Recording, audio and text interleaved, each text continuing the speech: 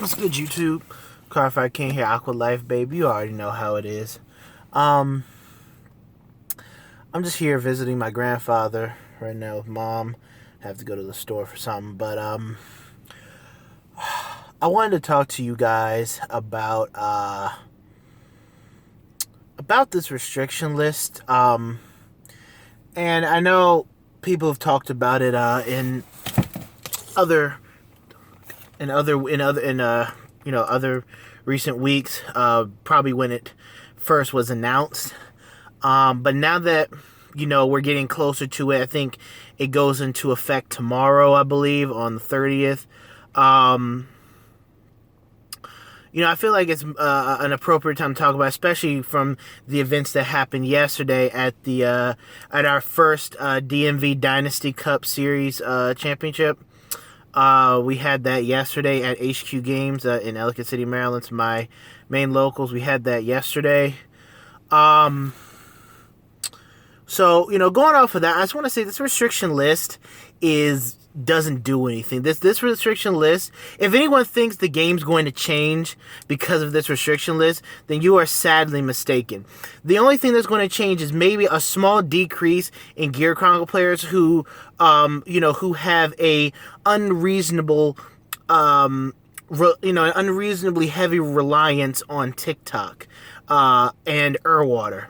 The Gear Chronicle deck is strong as it is. What do Gear Chronicles, not have? They have guard manipulation. They have cards with extra crits. They have restanding. They have superior calling, time leap, doing all that other stuff. They have the ability to plus while putting pressure on the opponent. They have a defensive combo, Hetero Hound and the Cat Stand trigger. Chrono J gets 10k. You spin something back. You destroy Wiseman combos. You destroy you hurt Lambros combos and things like that. No, that deck has everything you can ask for it, and the list only touched Urwater and TikTok for being a starter. They didn't hit Mellum. Mellum is the conductor. Mellum is the card that fishes everything out. Mellum gets you your Urwaters, gets you your Cat Stand trigger, gets you your TikTok. Maybe playing one copy, like, oh, well, you only have one copy. Yeah, you only have one copy of it. But Gear Chronicles also have the ability to put cards back into their deck, from the drop zone. Uluru and Take Away Dragon and whatnot. So it's not like those cards don't have a chance of recurring. Sure, they might not see them as often, but you forget Time Leap is a mechanic, and they can get to their one. Gear Chronicles is probably the only deck other than Royals really that I know that are going to sit that can play one-ofs because you can call them out at any point you want. Gear Chronicles, but they have the ability to put them back in the deck and then keep calling them back out. But the chance that they're gonna damage check them is a little bit smaller now because you're not gonna run max copies of either. Now if they do damage check it, then that should that should be like, okay, great. They damage checked TikTok. They damage checked Urwater. Now I get they can't do that, the Mellum loop or anything like that. But don't think that because they damage checked it that deck revolves literally around there. That is just one cog in the entire system. The Gear Chronicle deck itself is it's just unbelievably powerful. And them hitting those cards don't make too much of a difference. A lot of players who I've talked to who main Gear Chronicles are gonna play more of the Cat trigger, possibly go back to play some more draw triggers, go back to playing draw triggers. Some might even go back to playing more crit triggers. I remember the tweet, what was it, sometime in the summer of last year, somewhere around that area, 12 crit Gear Chronicles, was a huge thing. It was one of the top decks, and then Mellum, Urwater, and all that crap started up. But you get what I'm saying. The deck is still powerful, regardless of what based upon what they've hit. The deck is still powerful. Chrono Dran is still a disgusting starter. Chrono Dran, you can still time leap the Chrono Dran, get a one. You can time leap that into Mellum, and you can get a Chrono Jet on the field. You can create 2 attacking cards off of one. It is it's still nasty, and some might look at Chronodran G or whatever it is, but not too much. ZTB is not something from the players that I've spoken to, ZTB is not something that they're really looking forward towards playing at this point in time, because the deck still doesn't have, enough to, warrant their current build to that one. Now, moving away from Gear Chronicles, you look at the rest of this list, and I'm gonna go back to what happened yesterday. Yesterday, like I said, we had the DMV Dynasty Cup, the biggest tournament series in the DC, Maryland, and Virginia area. And at the Dynasty Cup, top two of my teammates, one was playing 7 Seas Grade 1 Rush, the other was playing Ripple Aqua Force Ripples. But looking at the 7 Seas as it pertains to the restriction list, the 7 Seas deck was built for after this ban list. The 7 Seas deck was built for after this ban list or restriction list. What I keep calling it bans because I used to play Yu-Gi-Oh, but this restriction list, it was made after that. So whatever is restricted, I think it was Night Runner that got hit in that 7 Seas Grade 1 Rush deck. That's how the deck was built, to see how it would fare in a way. And what happened, a player who doesn't even main the clan. He's a D police player main, really, and he borrowed the deck, and he got top 2. Obviously, that versus Ripples. I think Ripples is a stronger deck, overall compared to 7 Seas Grade 1 Rush. But he won. He got second place with Grade 1 Rush. Ripples winning. We'll talk about that later, but. Again, maybe the list has touched it again in some other areas, and I think people might drop off playing that deck. But, again, if people find out that the deck didn't suffer, that bad, maybe just the speed of the deck and what it does got hit. But if the deck still does what it does, again, nothing has changed. Sanctuary Guard, it got hit, they hit Sanctuary Guard to 1, right? OG 1 to 1 in Japan, right? Okay, over here, they didn't touch Sanctuary Guard. Sanctuary Guard, I don't understand why people don't think Sanctuary Guard is that big of a problem now. Sanctuary Guard is bullshit. Okay? Yes, I did lose to Sanctuary Guard the other day. Okay, this is getting really annoying. Yes, I did lose to Sanctuary Guard the other day. But but it was at a point where I couldn't do anything, where my deck felt so slow. I have to open up perfect just to do anything. I have to hit triggers on damage just to be able to do anything. Because listen, you crit your opponent on turn 1. Turn 2, they can drop a double Benon on you. They can build a field and plus at the same time before their drive check. They have Blaster Blade and Flogel.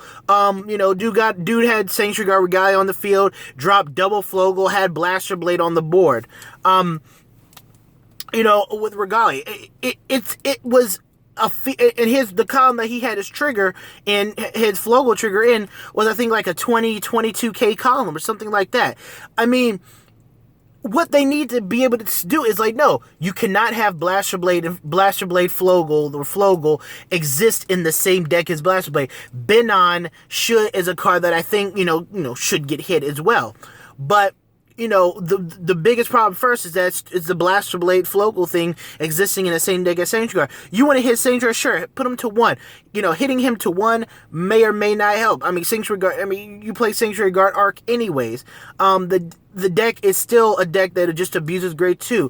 I just don't see why people think that Sanctuary Guard, to me, is more or less a fair deck. They can sit at Grade 2, and you can Sea Breeze them, and if you don't, more or less kill them with your Sea Breeze, obviously this means that within your first couple of turns, you have to open up pretty well and get all your pieces and, get certain pieces so you can combo off of them, especially if you're playing a deck like Aqua Force. You really just gotta hope that you freaking draw well. And not have to sacrifice too much guarding or else you're gonna lose. But I can Sea Breeze him, and he can still sit at Grade 2 and do it, and do what he does and continue to pressure. Or just go, or they wait for you to get to 3 first, and then they go to 3 Regalia, and then by the time they start Regalia, the game's pretty much over in a way. So, The deck's not impossible because I've beaten it before, but it is such an uphill climb to beat a deck like Sanctuary Guard Dragon, which obviously they didn't touch or touch correctly on the restriction list for Japan and America. Much like 7 Seed, maybe 7 Seeds, you might see a drop off here and there. I haven't played against a deck in tournament yet, but I've watched the deck plenty of times, especially in in Top yesterday. It just feels like you just can't play the game anymore the way it feels like you can't play the game anymore in a way.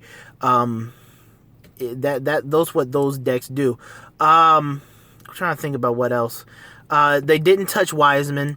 My brother plays Genesis Wiseman. I was playing his deck outside the tournament yesterday, and I can mop the floor with that deck because you set up turn 1, turn 2. If you're not finished setting up, you can still play. I mean, the deck is still good outside of Wiseman. That's what I'm trying to get. The deck is still good outside of Wiseman. Not as cancerous, not as, loopy or whatever, but the deck is still a solid deck outside of the Wiseman play. And, this old dude is looking at me, and it's really scary because he's walking a poodle. But, whatchamacallit? The deck, you set up turn 1, turn 2, you can go into Fenrir and still set up a little bit, but I mean, between Valencia and Grapes, and then, you can get Wiseman on the board, you have Gelges into the Soul. I mean, the deck is still disgusting. The one thing the opponents have done is ask, how many stand triggers do you have in the Soul? 3 sand triggers in the Soul. Okay, I scoop. I can't block all of that. That's just become a normal occurrence for when you play with that deck. I mean, looking ahead towards the future, Neonectars are probably going to get some sort of loop. They don't have one now. Might not be that great now, but with their few support, Lisbeth has been, Lisbeth is on the restriction list in Japan, is not here, because no one really plays Neonectars here. But as soon as someone discovers a damn loop, then discover a loop and everyone's going to play it because it's a loop.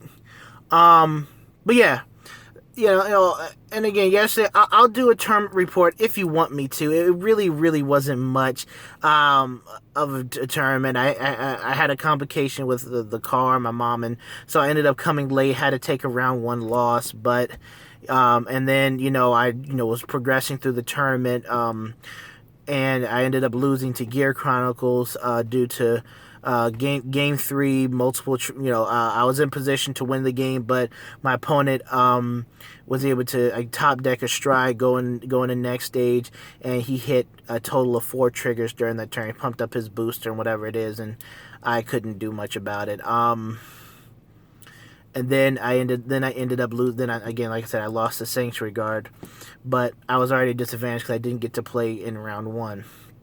So, and I played Thavis. Wailing Thavis wins games, hands down.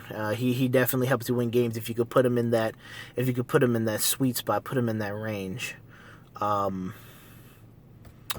yeah, that's pretty much it, guys. Was just I'm just saying that if you think this restriction list is going to do something big in the game, is going to change the game heavily, if it's going to improve the game at all, then you are sadly mistaken. And anyone who generally just going to just drop Gear Chronicles and 7 Seas Rush or anything, well, then that just shows how weak of a player they are because of this list. This list does nothing to them, and all you do is make a few tweaks here and there, and you still have pretty much the same deck with a little bit less consistency on getting off that loop. But again, you can still get the loop because all you need is 1 Melon, a TikTok, and an Urwater, and you have your loop.